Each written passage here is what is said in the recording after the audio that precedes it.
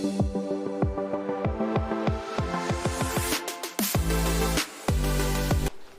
Everybody, my online students and friends. हम लोग E1 reaction पढ़ रहे थे। आज उसमें हम लोग पढ़ेंगे SAT-JEF और JETIV रूल और उसका मैकेनिज्म देखेंगे कि कौन प्रोडक्ट बन सकता है या नहीं बनेगा, कौन मोर स्टेबल होगा, कौन लेस स्टेबल होगा। तो पहले हम लोग SAT-JEF रूल को देख लें। SAT-JEF रूल है कि जब अल्फा हाइड्रोजन की संख्या और उससे अटैच अल्फा हाइड्रोजन या हाइपर कंजुगेशन जिस प्रोडक्ट मीन्स जिस एल्कीन में ज़्यादा होगा वो हमारा मेजर प्रोडक्ट होगा और जिसमें कम होगा वो हमारा माइनर प्रोडक्ट होगा। तो SAT-JEF का थ्योरी हम लोग पहले देख लेते हैं क्या है SAT-JEF थ्योरी। अगला पॉइंट है SAT-JEF रूल या इसी को हम लोग बोलते हैं JETIV रूल। SAT-JEF और JETIV रूल, इस रूल के अकॉर्डिंग क्या है, when number of alpha hydrogen बोलते हैं hydrogen attach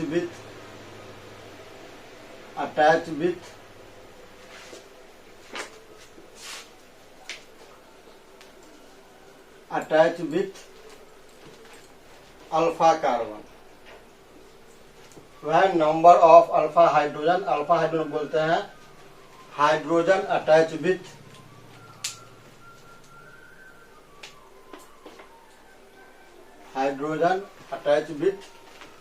alpha carbon. Alpha carbon किसको बोलते हैं, that is sp3 carbon attach with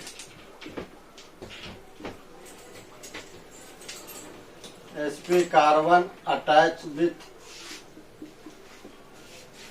sp2 carbon, then sp3 carbon is called alpha carbon,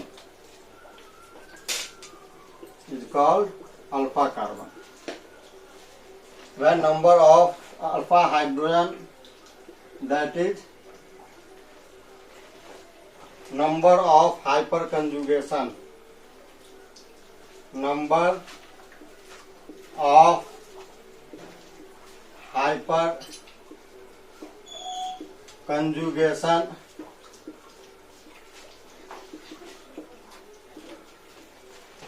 number of hyperconjugation increase, then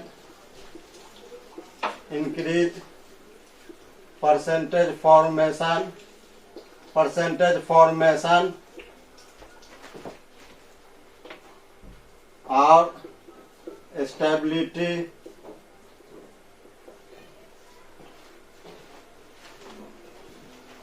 और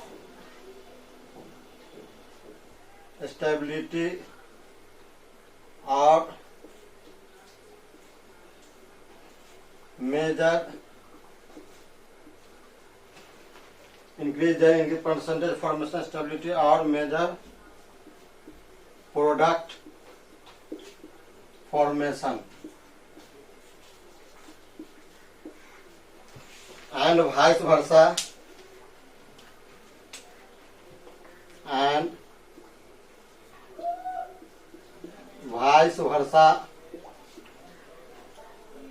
for less number of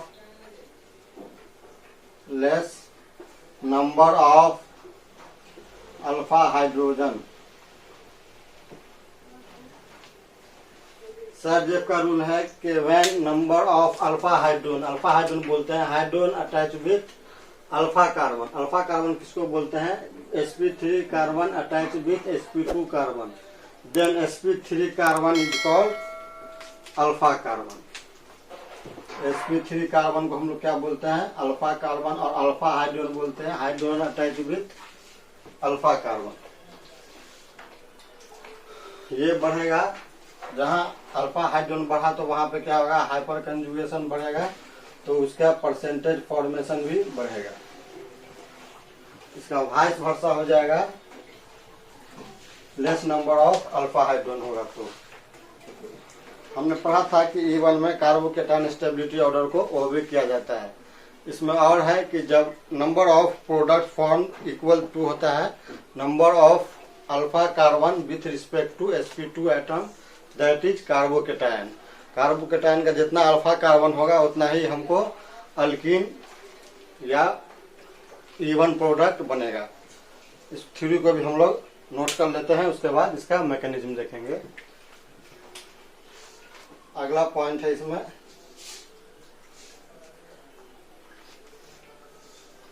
number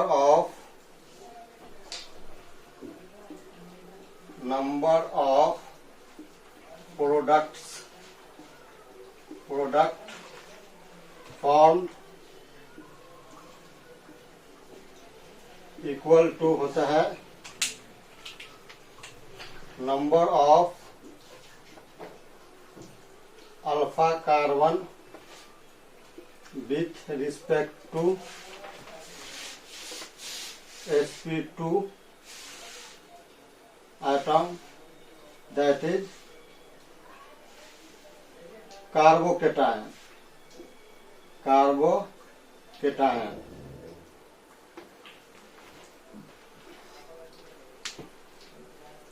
in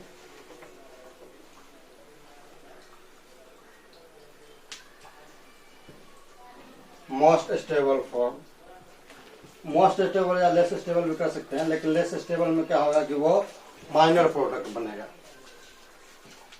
उसका है कि E1 reaction के लिए हमको हाई टेम्परेचर की जरूरत होती है और स्मॉलर बेस की जरूरत होती है, जबकि E1 रिएक्शन के लिए हम E2 रिएक्शन के लिए हमको बिगर बेस की जरूरत होती है और लो टेम्परेचर की जरूरत होती है, क्योंकि ये कार्बोकेटायन स्टेबिलिटी ऑर्डर को ओबे करता है। उस पॉइंट को भी हम लोग नोट आउट कर लेते हैं।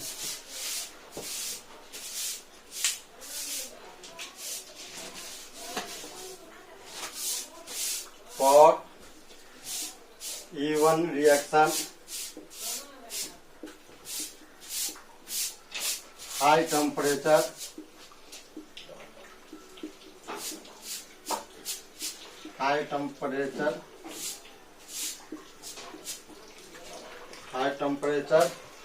ये जनरली होता है greater than 80 degree C and strong as well as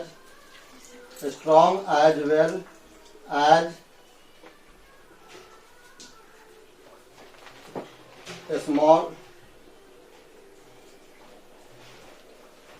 base favor E1 reaction. E1 reaction के लिए यहाँ पे लिखा गया हाई टेम्परेचर, और यहाँ पे बेस क्या होना चाहिए हमारा strong as well as small base favour E1 reaction, क्योंकि यहाँ पे रीअरेंजमेंट करा के हम मोर स्टेबल इंटरमीडिएट बनाते हैं। तो स्मॉल बेस रहेगा तो क्या है वहाँ पे अटैक आसानी से होगा एसिडिक हाइड्रोजन पे और अल्कीन बन जाएगा। अगर हम बल्कि बेस लेते हैं तो वहाँ पे क्या होगा स्टेरिक हिंड्रेंस पैदा हो जाएगा, जिसके कारण हमारा अच्छा प्रोडक्ट या रिएक्शन नहीं हो पाएगा। थोड़ा सा हल्का सा हम लोग यहाँ पे एक एग्जांपल देख लेते हैं।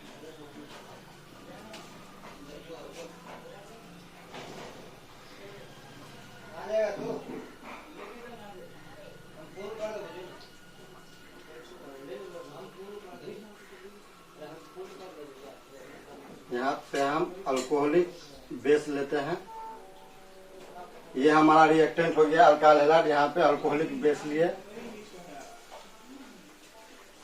दूसरा मान लीजिए यहाँ पे हम पोलर प्रोटिक सॉल्वेंट डाल दिए, लेकिन तीसरा यहाँ पे टेम्परेचर हम क्या कर दिए 10 डिग्री C। टेम्परेचर क्या कर दिए यहाँ पे हम 10 डिग्री C। तो 10 डिग्री C टेम्परेचर पे ये रिएक्शन नहीं हो पाएगा, तो यहाँ पे ये E1 रिएक्शन नहीं हो पाएगा। और होगा तो बहुत थोड़ा सा होगा, नहीं के बराबर होगा ये, क्योंकि यहाँ पे टेम्परेचर हमको क्या चाहिए, हाई टेम्परेचर चाहिए। या फिर अगर मान लीजिए कोई दूसरा एग्जाम्पल और हम लेते हैं,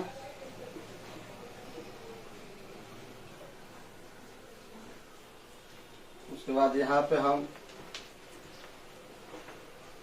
कोई और बेस लेते हैं,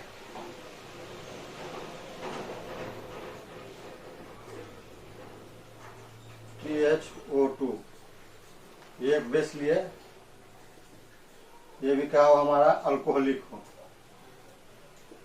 यहाँ पे मीडियम क्या हो, पोलर प्रोटिक हो, पोलर प्रोटिक हो, और यहाँ पे टेम्परेचर क्या कर दें हम 100 डिग्री सी कर दें, तो भी ये रिएक्शन नहीं होगा। क्यों नहीं होगा ये रिएक्शन, क्योंकि यहाँ पे जो हमारा ये बेस है वो बल्कि ग्रुप, बड़ा बेस है ना। तो यहाँ पे ये अगर मान लीजिए ये लेते हैं इंटरमीडिएट, यहाँ पे कार्बोग्राम 3 डिग्री होगा, तो यहाँ पे ये स्टेरिक थिकनेस पैदा करेगा, इसलिए ये यहाँ पे नहीं होगा। यहाँ पे क्या नहीं होगा, इवन रिएक्शन यहाँ पे नहीं होगा। और जैसे हम कुछ एग्जांपल देख लेते हैं,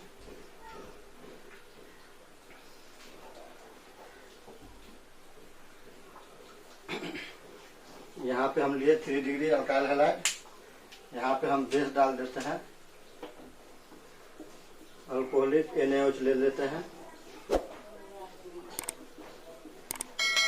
सॉल्वेंट हम ले लेते हैं पोलर प्रोटिक, और टेम्परेचर ले लेते हैं मान लीजिए 200 डिग्री सी। तो यहाँ पे इवन रिएक्शन होगा और बहुत अच्छा रिएक्शन होगा। उसी तरह हम ये देख सकते हैं टेम्परेचर से रिलेटेड और बेस से रिलेटेड। स्मॉल साइज बेस चाहिए, यहाँ पे हमारा बेस क्या है, स्मॉल है, यहाँ पे क्या था, बेस हमारा बड़ा था, यहाँ पे टेम्परेचर क्या था, कम था, इससे कम था, इसलिए ये इवन रिएक्शन नहीं शो करेगा, ये नहीं करेगा, लेकिन ये करेगा, क्योंकि यहाँ पे ये सब चीज इवन के फेवर में है। इसको आप लोग नोट करें।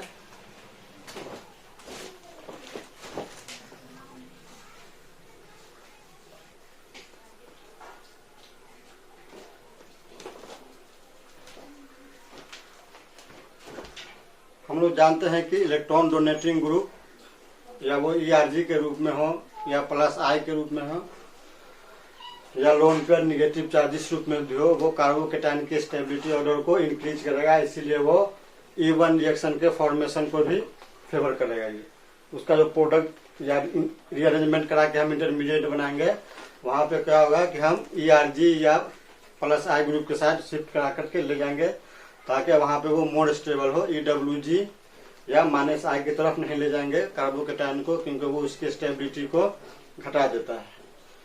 तो वहाँ पे है कि हम लोग को थोड़ा कार्बोकेटायन की स्टेबिलिटी या ध्यान में रखनी होगी, और ERG EW ये सब ध्यान में रखना होगा।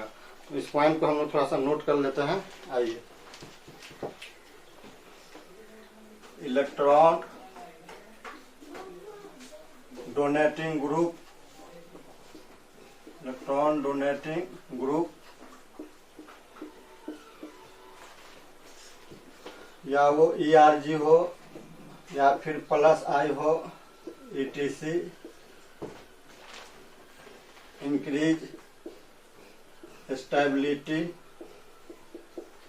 Of carbocation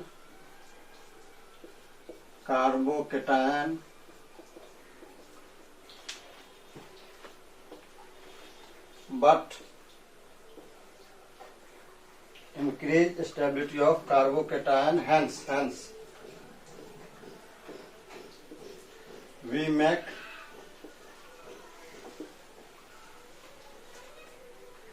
more stable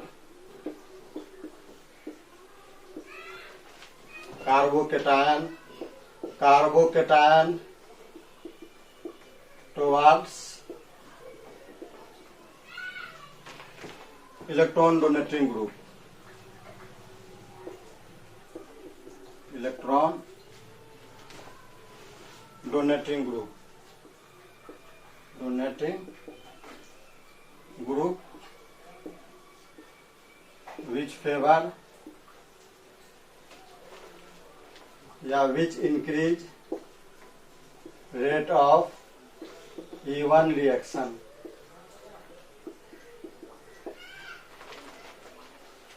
vice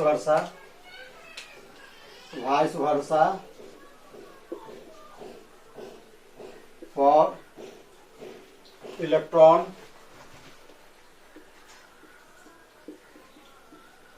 taking group. Electron taking group में आपको आ जाएगा EWG हो या फिर -I हो ETC। इसको हम लोग थोड़ा सा समझ लेते हैं। यहाँ पे कहता है कि इलेक्ट्रॉन डोनेटिंग ग्रुप ERG या +I ग्रुप इंक्रीज करेगा stability of carbocation, hence we make more stable carbocation towards electron donating group which increase rate of E one reaction. इसका वाइस वर्सा हो जाएगा हमको इलेक्ट्रॉन टेकिंग ग्रुप। जैसे मान लीजिए हम एक एग्जांपल यहाँ पे ले लेते हैं।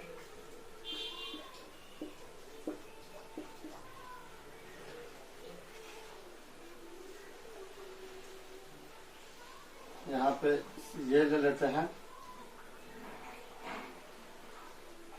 यहाँ पे Cl ले लेते हैं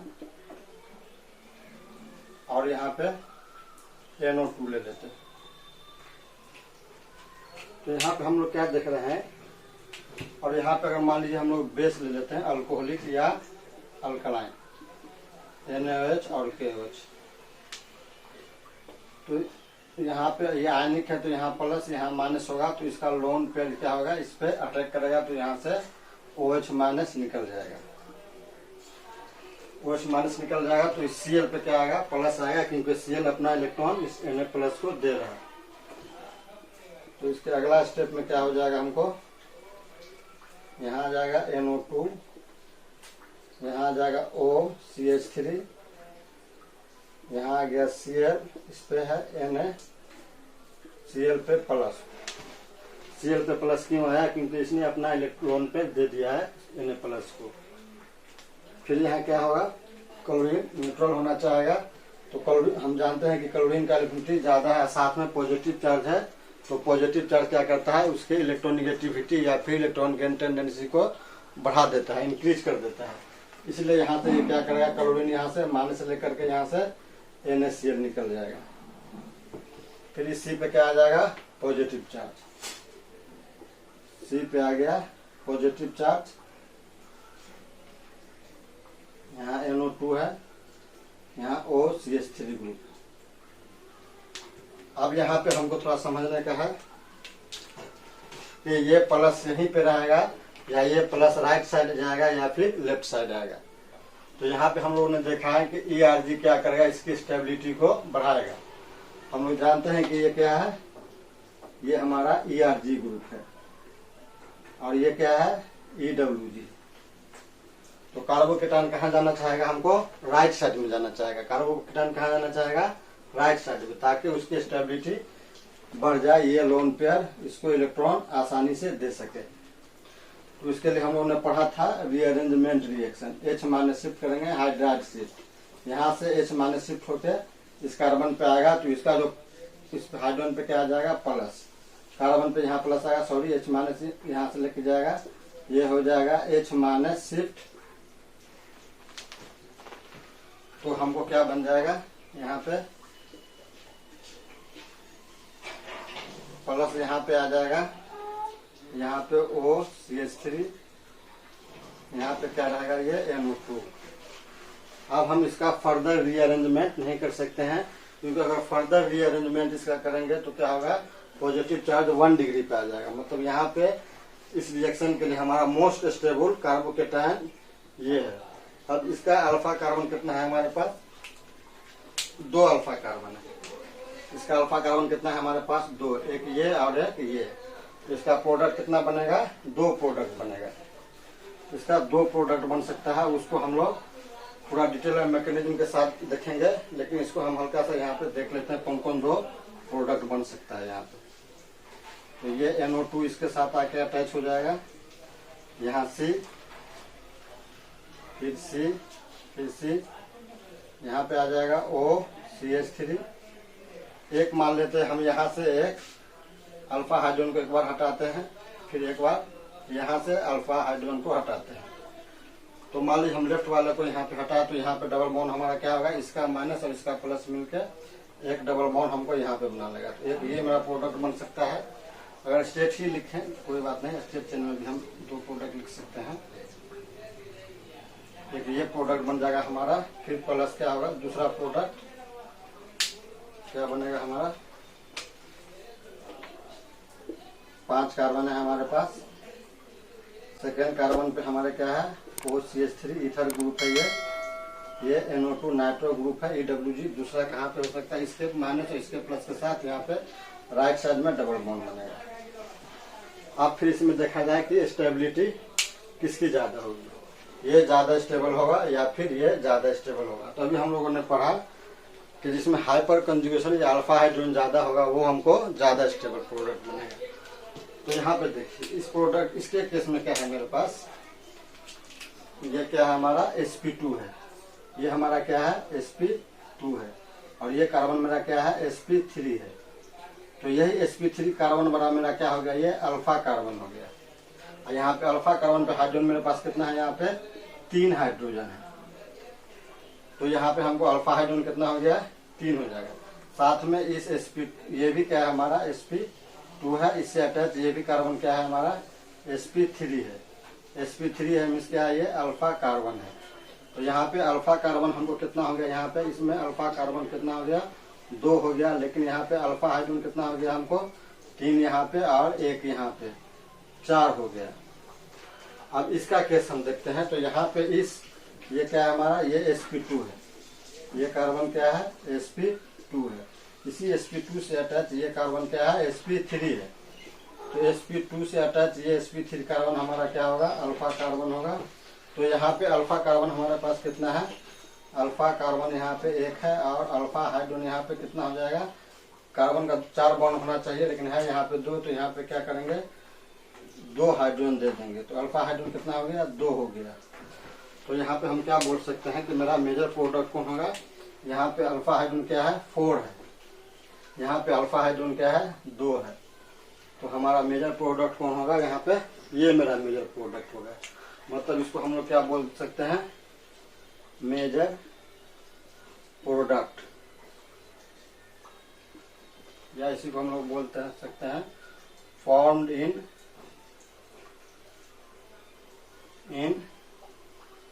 मोर अमाउंट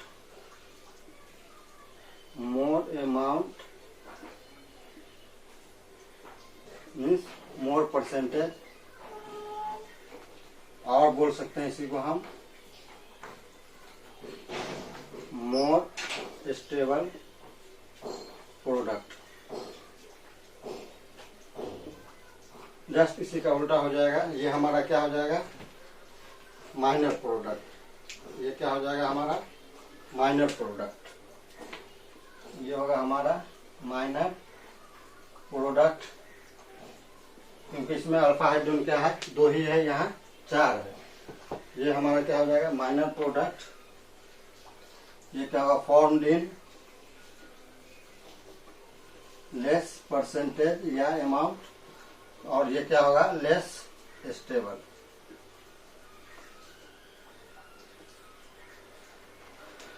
अल्किन बनने का मैकेनिज्म हम स्टेप बाय स्टेप लिखेंगे। यहाँ पे हम सिर्फ सर्जेफ रूल और इलेक्ट्रॉन डोनेटिंग ग्रुप के कारण स्टेबिलिटी को दिखाने की कोशिश की है। तो हम लोगों ने देखा कि यहाँ पे ये ERG है, तो यहाँ पे ये कार्बोकेटाइन इंटरमीडिएट यहाँ पे आके बनेगा। और साथ में हमने पढ़ा था कि प्लस का अल्फा जितना होगा वही उतना ही हमको प्रोडक्ट बनेगा। तो प्लस का अल्फा यहाँ पे क्या है 2 है, तो हमको 2 प्रोडक्ट बना। और 2 प्रोडक्ट में ये है कि कौन ज्यादा स्टेबल होगा कौन कम होगा। तो वो सर्जेफ रूल से क्या है हमारा, जिसमें अल्फा हाइड्रोजन की संख्या ज्यादा होगी वो हमारा मेजर प्रोडक्ट होगा। तो यहाँ पे अल्फा हाइड्रोजन हम लोग देखे थे, अल्फा कार्बन से जो हाइड्रोजन अटैच होगा, अल्फा हाइड्रोजन बोले थे वो हाइड्रोजन जो sp3 खुद हो लेकिन वो अटैच किससे हो, sp2 से। तो यहाँ पे अल्फा कार्बन हमारा क्या है, ये sp3 कार्बन, क्योंकि ये खुद अटैच है sp2 से, ये भी sp2 से, तो इससे खुद अटैच ये sp3 क्या हो जाएगा, अल्फा कार्बन होगा। तो यहाँ पे अल्फा कार्बन मेरे पास क्या हो गया, 2 अल्फा कार्बन है, यहाँ पे एक हाइड्रोजन और 3 ये 4 अल्फा हाइड्रोजन हो गया। लेकिन इस केस में देखते हैं तो इस sp2 से अटैच सिर्फ एक ही sp3 अल्फा कार्बन है। अल्फा कार्बन कितना है यहाँ पे, सिर्फ एक ही अल्फा कार्बन है। यहाँ पे हाइड्रोजन क्या है, 1 और 1 2, इसलिए ये हमारा मेजर प्रोडक्ट होगा और ये हमारा माइनर प्रोडक्ट होगा।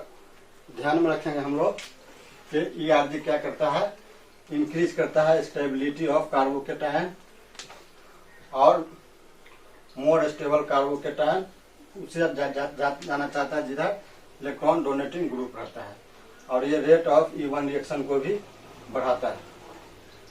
इसीलिए ये कार्बोकेटायन हमारा कहाँ पे बना, ये पॉजिटिव आकर के यहाँ पे बना, यहाँ पे नहीं बना। इसको ध्यान में रखें। इन सब रूल को हम ध्यान रखते हैं तो हमारा हर तरह का प्रॉब्लम E1 से रिलेटेड बनेगा। इसको हम लोग नोट करते हैं, इसको आप लोग देखें। जिस बुक से जो प्रॉब्लम हो बनाए आप E1 से रिलेटेड, और आप लोग प्लीज कंटिन्यू रहें, शेयर करें, सब्सक्राइब करें। Thank you.